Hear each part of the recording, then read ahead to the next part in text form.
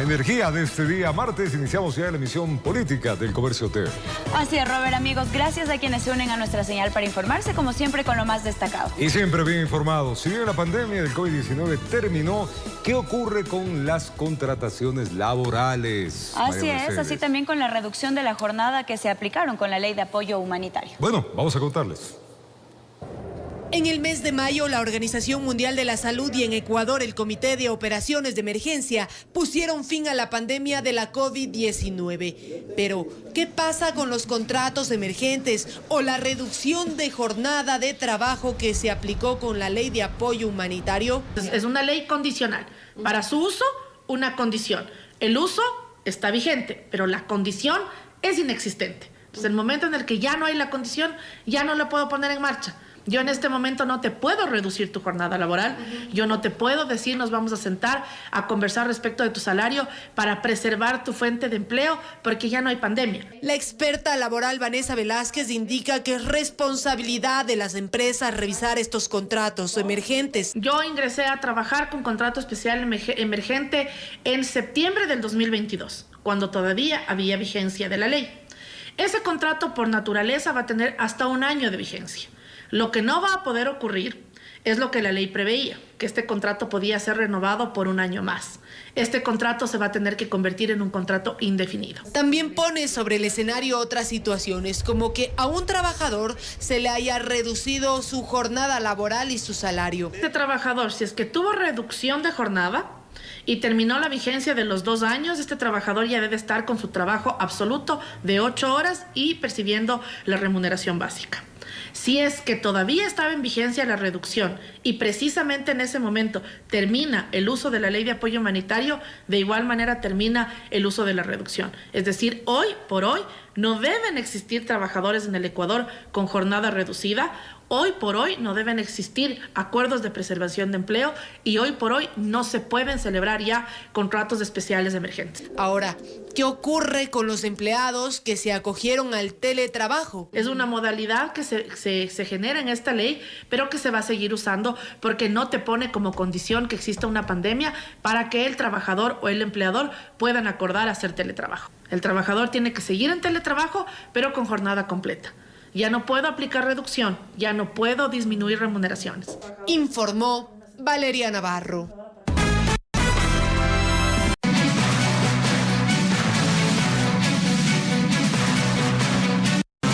7 en punto en la mañana y algo que está en la palestra, en la opinión pública y genera debates en las redes sociales. Y esto también malestar, pues la propuesta de la Comisión Gubernamental sobre reformas a la seguridad social que sugiere que los trabajadores independientes formales se afilien obligatoriamente a los fondos de pensiones y cesantía. Le explicamos. La propuesta de la comisión creada por el régimen que busca la sostenibilidad del sistema de pensiones en el Instituto Ecuatoriano de Seguridad Social IES sobre la afiliación obligatoria de independientes no sería nada nuevo ni del otro mundo y ya estaría en vigencia. Actualmente hay la afiliación voluntaria, ¿no?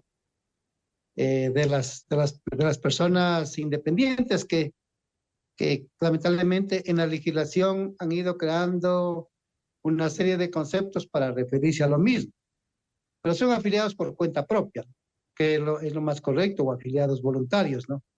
Pero les ponen afiliados independientes, afiliados independientes del exterior, todo eso han ido complejizando el concepto. Se sugiere que los trabajadores independientes formales se afilien obligatoriamente a los fondos de pensiones y cesantía, pero si demuestran tener un seguro de salud privado, uno nuevo sería opcional. Y entiendo que allí pueden cruzar información con servicio de rentas internas, pueden cruzar información también con la Agencia Nacional de Tránsito, pueden cruzar la información, digo usted, con colegios profesionales, en fin.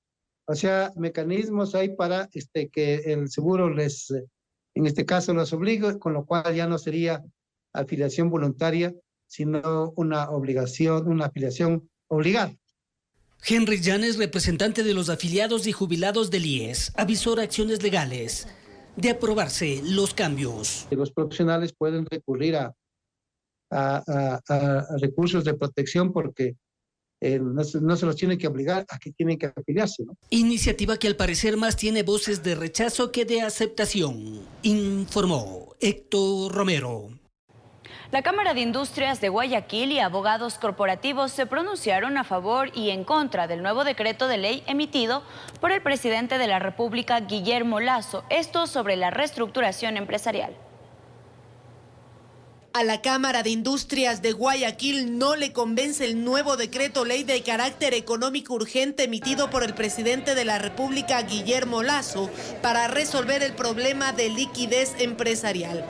Nos preguntamos nosotros sobre cuál es la motivación del gobierno para proponer una ley de esta naturaleza, dado que no es una solicitud del sector empresarial ni hay una necesidad inminente en este tema.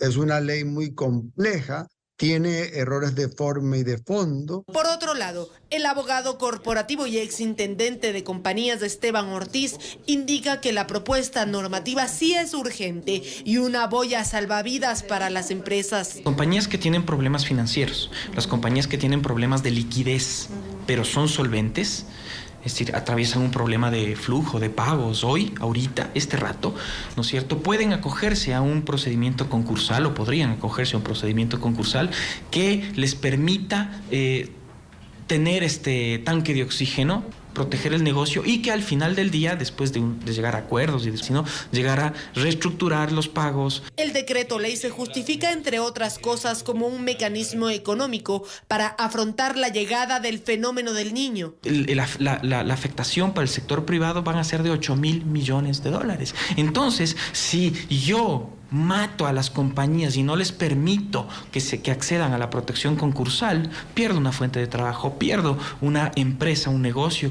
Yo tengo que resolver el tema en 3 meses. No parece ser que la ley tenga esa capacidad de ser expedita. Y esa es la gran preocupación que existe. La propuesta normativa que ya está en manos de la Corte Constitucional para su análisis tiene 214 artículos. Estamos evaluando la posibilidad de interponer o no alguna medida como un amicus curiae para que la Corte Constitucional, en caso de aprobarlo, corrija estos errores que podrían eventualmente ser discriminatorios. Inclusive en esta ley se habla de que en el hipotético caso de que usted sea acreedor de una empresa y considere que en los próximos 2 años la empresa va a estar en incapacidad de cumplir con las obligaciones que tiene con usted, entonces puede solicitar un proceso de esta naturaleza.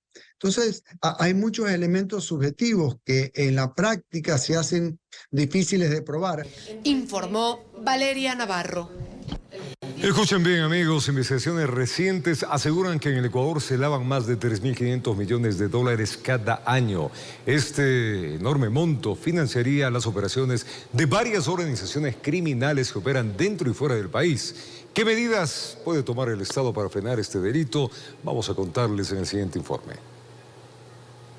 El lavado de activos es una de las actividades ilícitas más comunes en Ecuador.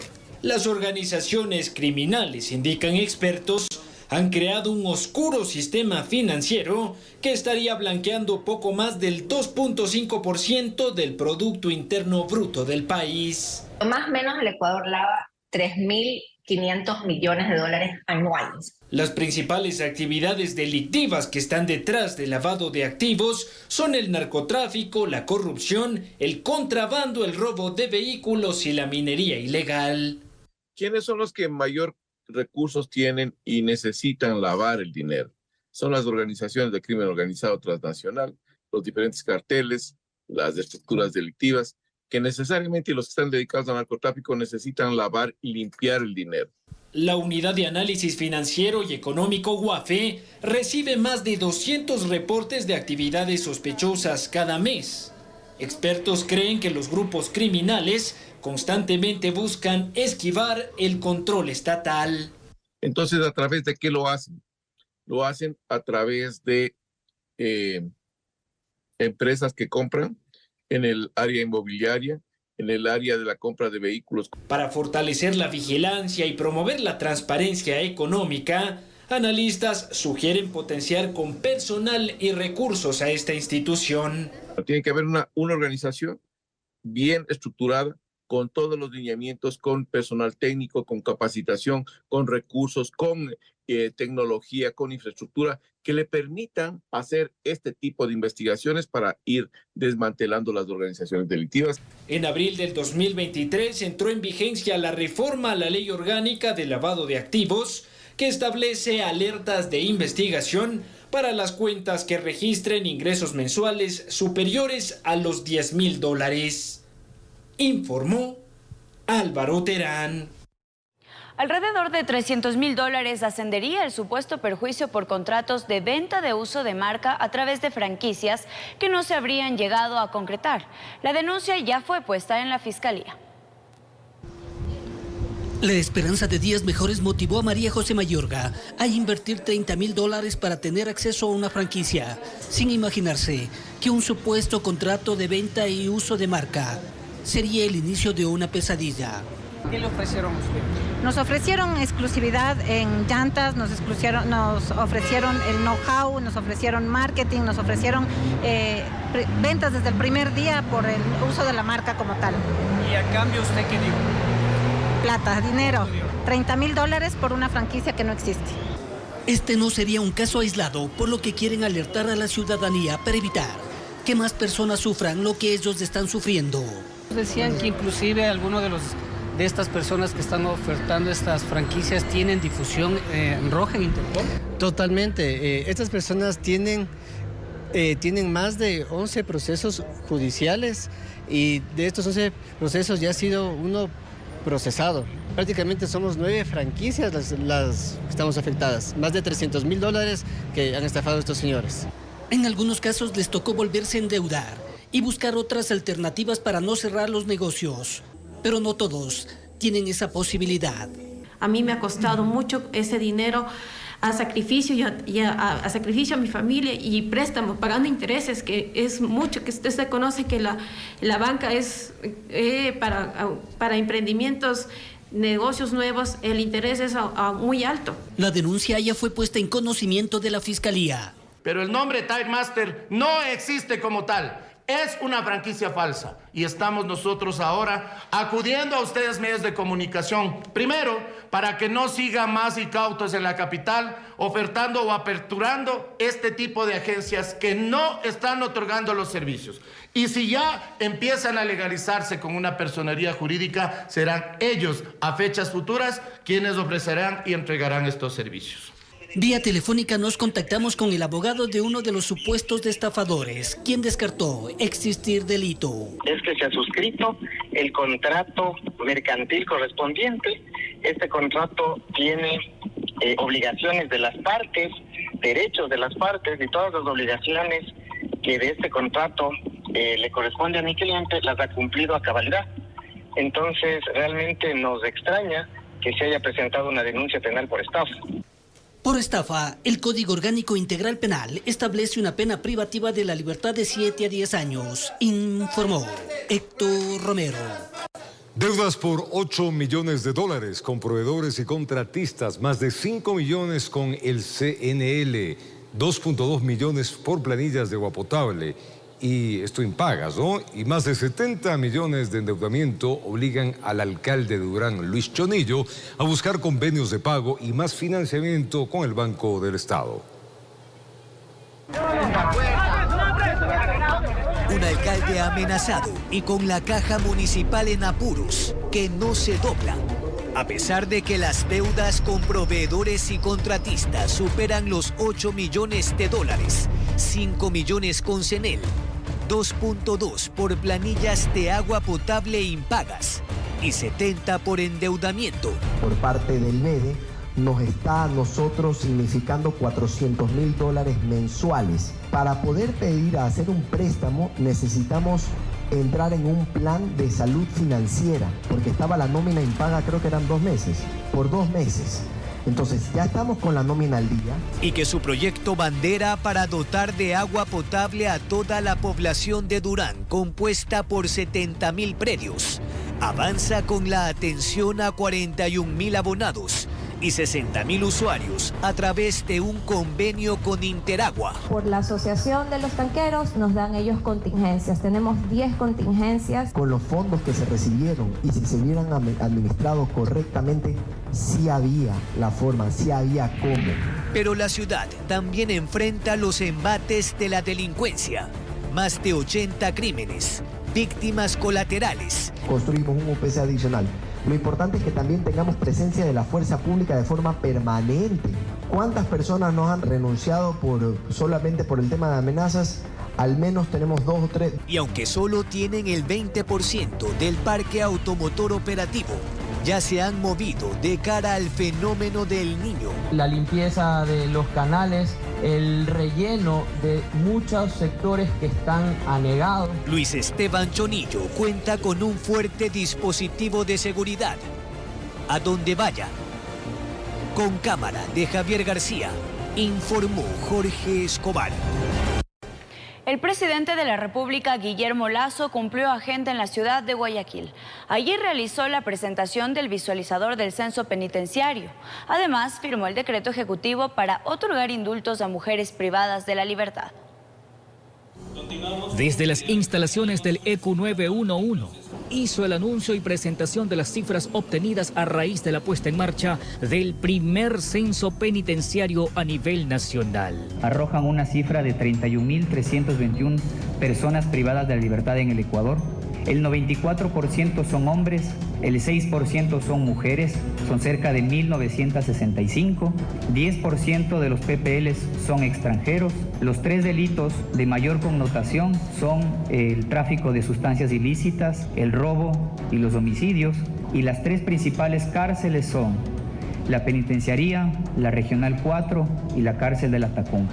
Estos datos estarían disponibles en la plataforma www.ecuadorencifras.gov.es y estarán a disposición de toda la ciudadanía. Es el primer censo penitenciario de la historia republicana del Ecuador. Va a tener información actualizada. Los que salen se retiran del censo, los que ingresan se los incluye en el censo. En el mismo evento, el primer mandatario firmó el decreto que le otorga el indulto a 130 mujeres que permanecen privadas de su libertad por diversos delitos. Tienen enfermedades catastróficas o ya han cumplido su sentencia o viven con hijos en los centros carcelarios, es decir, tienen una situación de vulnerabilidad. No solo se trata de abrir las puertas para que salgan de prisión. El primer mandatario detalló que el Estado se encargará de hacer un seguimiento a las 130 féminas con el objetivo de asegurar que ellas tengan una reinserción hacia la sociedad con dignidad. Y usted ve cómo están haciendo actividades de costura, actividades, por ejemplo, de belleza, donde salen con competencias y ahora con el crédito que ofreció el señor presidente podrán montar su negocio, un emprendimiento. Además, este proyecto continuará. Se habla de que en los próximos días se empezará a trabajar también con la posibilidad de otorgar el indulto a hombres que se encuentren cumpliendo con alguna condena por delitos menores. Yo le quiero decir a Cristina y a las 130 mujeres, es verdad, ustedes podrán salir a abrazar a sus hijos en las próximas 24 horas. Informó José Morales. Estamos de vuelta, gracias a ustedes por estar con nosotros. Día martes de vacaciones en muchos lados, en casa, otros ya talladitos, llegando a las horas de labor y por salir. Hay tráfico fuerte en la ciudad de Quito, sobre todo en el sur, donde hay varias intervenciones. Vamos a contarles. La Delegación Electoral del Guayas informó que culminó ya con este proceso de calificación de 215 candidatos principales para asambleístas, solamente en esa provincia, ¿no? Además, indicó que por el momento no hay impugnaciones vigentes a estas elecciones anticipadas. Se trata de 215 candidatos principales para asambleístas en Guayas, que fueron calificados para las elecciones del 20 de agosto del 2023. Así lo dieron a conocer los representantes del Consejo Electoral de esa provincia. En la siguiente fase, como nosotros de Junta Provincial, lo que tenemos es que continuar con los procesos de notificación que ya se están realizando a todas aquellas personas que van a integrar las juntas receptoras del voto. Se informó además que por el momento no existen impugnaciones vigentes. En cuanto a impugnaciones, como le dije, la fecha tope, si fuera el caso, que no es nuestra situación, es hasta el 6 de agosto. En total, son 11 organizaciones políticas que participarán en esta contienda en Guayas, donde existen 3.186.903 electores. Sobre la campaña oficial se mencionó lo siguiente. La campaña electoral empieza el 8 de agosto hasta el 17 de agosto. Recordemos que tenemos silencio electoral desde el 18 al 20 de agosto. Pese a que se decidió no cambiar los 548 recintos electorales, 12 de estos sí serán reemplazados, debido a que estas instalaciones están siendo remodeladas. De estos cambios se notificarán en los próximos días. Informó Jorge Salazar. Los aspirantes presidenciables a las elecciones siguen con sus recorridos alrededor del país para dar a conocer sus propuestas a la ciudadanía. Aquí un resumen de las actividades que han cumplido. Vamos a iniciar un proyecto masivo de telemedicina, ¿no? El candidato presidencial, Jan Topic, mantuvo una rueda de prensa este lunes 10 de julio, donde presentó su plan para transformar el sector de salud en el Ecuador. Indica que existen varias problemáticas, desde la corrupción hasta las mafias en el área de salud pública. Es por ello que su plan abarca con mejorar la cobertura y el abastecimiento, impulsar la presencia de especialistas médicos y la innovación en la atención médica. Una nueva propuesta ofreció la candidata a la presidencia, Luisa González, este lunes en la ciudad de Quito. Se trataría de rehabilitar las carreteras y el ferrocarril. Comentó que una vez reactivadas mejorará el turismo y la economía de varias poblaciones afectadas tras su eliminación. Además, indicó que en su lucha por recuperar la seguridad de los ecuatorianos, devolverá el presupuesto que le quitaron a la Policía Nacional para equiparlos de manera responsable con el objetivo de combatir a la delincuencia. Forma de recibir a Yacu. Mientras que Yacu Pérez, candidato de la Alianza Claro que se puede, realizó un compromiso con los ciudadanos en la provincia de El Oro, que sería respetar el precio de sustentación del banano, ya que indica que los productores, arroceros, bananeros y demás actividades deben tener una persona que les dé la mano con responsabilidad para que la producción no disminuya. Sumado a aquello, mencionó la reducción del IVA del 12% al 10%, que también es una de sus propuestas para dinamizar la economía del país. Bueno, y así los candidatos.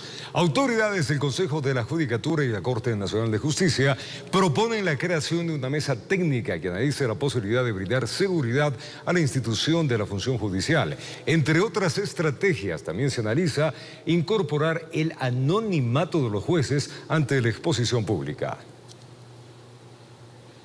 Es el sistema de anonimización de los jueces para garantizar su identidad ante el público. Recordemos que las audiencias son de transmisión pública. Eso no significa jueces sin rostro, sino una medida de precautelación ante la exposición pública. Creo que podemos, la policía y las Fuerzas Armadas deben entrar a apoyar a la institución de la función judicial. Caso contrario, los jueces se van a ver vistos amenazados, atemorizados, y eso lo que provoca no solamente es una amenaza a su vida, a su integridad, sino provocar inseguridad jurídica en el país. 7:27. Les contamos. La Ley Orgánica para el Fortalecimiento Familiar comprende varios beneficios para los constituyentes, como declarar a los padres como cargas familiares y obtener mayor rebaja en el impuesto a la renta. El SRI publicó una carta que deberán llenar todos los interesados. Presten mucha atención, porque debido a la aprobación de la Ley de Economía Familiar se consideran cargas familiares padres, cónyuge o pareja en unión de hecho, hijos hasta los 21 años o con discapacidad de cualquier edad. Hablemos de los padres, por ejemplo. Esta es la carta que el Servicio de Rentas Internas elaboró para los contribuyentes que cubren los gastos de sus progenitores, para que los puedan presentar como cargas familiares, esto en el marco de la nueva proyección de gastos personales. Con ello se beneficiarán de una rebaja en el pago del impuesto a la renta, proyección que a propósito se debe presentar este mes. Le explicamos. El consentimiento debe ser presentado por escrito, indicando nombres, números de cédula, documento que se puede descargar desde la página de la institución www.sri.gov.es. Los padres pueden ser incluidos como cargas si no reciben ingresos agravados. Las cargas se deben declarar ante el empleador junto al nuevo formulario para que la empresa realice un recálculo de este impuesto que se hace al empleado bajo relación de dependencia. Ahora que los contribuyentes o sus cargas con enfermedades raras, catastróficas o huérfanas tienen derecho al máximo de los gastos deducibles, sin importar el número de cargas. Informó Marilyn Jaramillo. 7 de la mañana y 29 minutos. En Ecuador se encuentra activa la alerta epidemiológica debido al síndrome de Guillain-Barré. La medida se tomó debido a la alerta de emergencia, esta declarada en Perú. Por el momento, pues, inusual de casos que han llegado a más de 165, de los cuales 4 personas han fallecido. El síndrome de Guillain-Barré no es nuevo. El mismo está presente en la mayoría de países del mundo. Esta enfermedad ya es antigua, es endémica porque existe en todos los países. Aún así, la alerta se desprende en Perú debido a que el número de casos creció de manera inusual. 165 personas han sido identificadas con la enfermedad y 4 de ellas han muerto. En el Perú hay una teoría, una hipótesis que quiere decir que indica que han aumentado los casos de dengue y por eso aparentemente también han aumentado los casos de la Guillain-Barré. ¿En qué radica la declaración de emergencia en el vecino país del Perú? Obviamente, primero tener los recursos necesarios para empezar el tratamiento de sostén, mantenimiento de los pacientes para evitar estas secuelas respiratorias que pueden desencadenar en la muerte. Debido a eso, en Ecuador se activó la alerta epidemiológica y vale indicar que el registro de contagios aquí es normal. Se han presentado 22 casos hasta la fecha. El Ministerio de Salud ecuatoriano realiza 4 acciones concretas, mismas que están focalizadas en la zona del sur de la frontera con Perú. Entre ellas constan abastecimiento de hemoglobinas y otros tratamientos a nivel nacional. Mantienen activa la vigilancia de parálisis flácida aguda que se realiza para conservar y erradicar la poliomielitis. Entonces, sigamos con nuestra vida. Lo que tenemos que hacer es, obviamente, como todo, acciones de prevención para este tipo de enfermedades infecciosas que puedan desencadenar o puedan ser el detonante de que el sistema inmunológico no reconozca bien las células nerviosas y se produzca esta enfermedad de Guillain-Barré. El síndrome de Guillain-Barré causa debilidad de los miembros superiores e inferiores que pueden ser de leves a severos. Ante dichos síntomas, la recomendación es acudir al centro de salud más cercano. Informó Javier Rosero. El fenómeno del Niño podría poner en riesgo a algunas parroquias rurales de Quito. Ante eso, el alcalde Pavel Muñoz solicitó al gobierno nacional cancelar cerca de 300 millones de dólares que adeudan aún a la ciudad. El Ecuador conoce las afectaciones y desastres que trae consigo el fenómeno del Niño. Si bien en 1982 y 1997 se tiene el recuerdo de la destrucción ocasionada en la costa del país, para este año desde el Cabildo Capitalino también se busca tomar medidas en beneficio de la ciudad. Quito, ¿cómo se ve afectada? Calacalí, Gualea, Yoa, Nanegal, Nanegalito, Nono, Pacto y San José de Minas son parroquias rurales del Distrito Metropolitano de Quito y son las que podrían verse amenazadas por el fenómeno del Niño. En consecuencia, para intervenir en algo sobre las reacciones que ocasionen en estos lugares el fenómeno del Niño, el burgomaestre Pavel Muñoz solicitó al gobierno nacional cancelar la deuda que tiene con la ciudad. El gobierno ha sacado un decreto donde dice que el Ministerio de Finanzas disponga de los recursos del caso, por lo tanto he dicho que sobre ese decreto nos valgamos para decirle: Gobierno Nacional le debe a Quito más de 300 millones de dólares, ahora que usted saca esta normativa, iguálese con el Distrito Metropolitano de Quito para nosotros también poder invertir más en materia preventiva. Mientras se da una respuesta, se recuerda que a propósito del fenómeno del Niño, las parroquias antes mencionadas se encuentran en alerta amarilla. Informó Javier Rosero. Mientras el servicio que brinda el teleférico sigue suspendido, la autoridad local espera que la empresa privada realice una mejora en el sistema actual. Quienes tienen sobre sus hombros este medio de transporte turístico aspiran que pronto puedan retomarse sus actividades. Veamos. El alcalde Pavel Muñoz mantiene una postura firme sobre lo que se debe priorizar en el teleférico de Quito, antes de volver a operar. Es una iniciativa privada, por lo tanto yo creo que hoy les corresponde a ellos dos grandes temas desde mi punto de vista. Primero, hacer una inversión para la mejora del sistema, y lo otro que deben hacer desde nuestro punto de vista es una inversión para recuperar la confianza de los usuarios en el sistema. Aquello se debe a lo que tuvieron que vivir el pasado jueves 6 de junio un total de 75 personas, por motivo de la paralización del teleférico. Expresamos nuestras disculpas a las personas que estuvieron involucradas en este hecho, a sus familiares y a la ciudadanía de Quito en general. Disculpas que debido a la falla del sistema saben no son suficientes.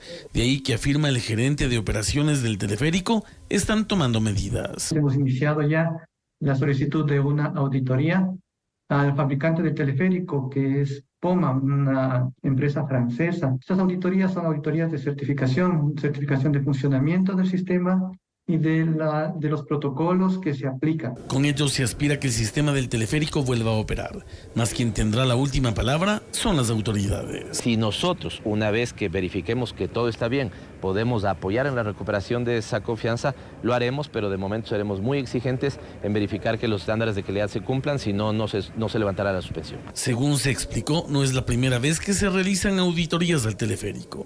Las mismas permitirían que, por ejemplo, los entes de control entreguen los permisos al operador.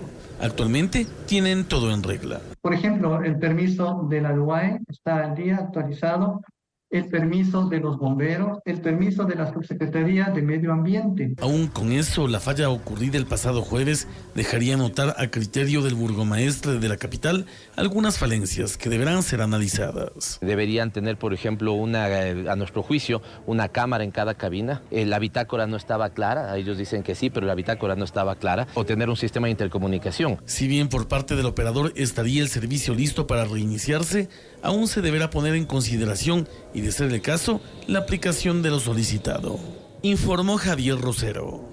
Fallas que seguramente serán subsanadas. Esto es terrible que pase, ni siquiera están funcionando las paradas del metro, ya le vandalizaron, ¿no? 2 paradas del sistema nuestro, el metro de Quito, fueron pues vandalizadas por sospechosos que habrían lanzado piedras a los paneles de vidrio del ingreso, y esto hicieron que se dañe absolutamente toda la estructura. El alcalde anunció que ha presentado ya una denuncia en la fiscalía. Detalles.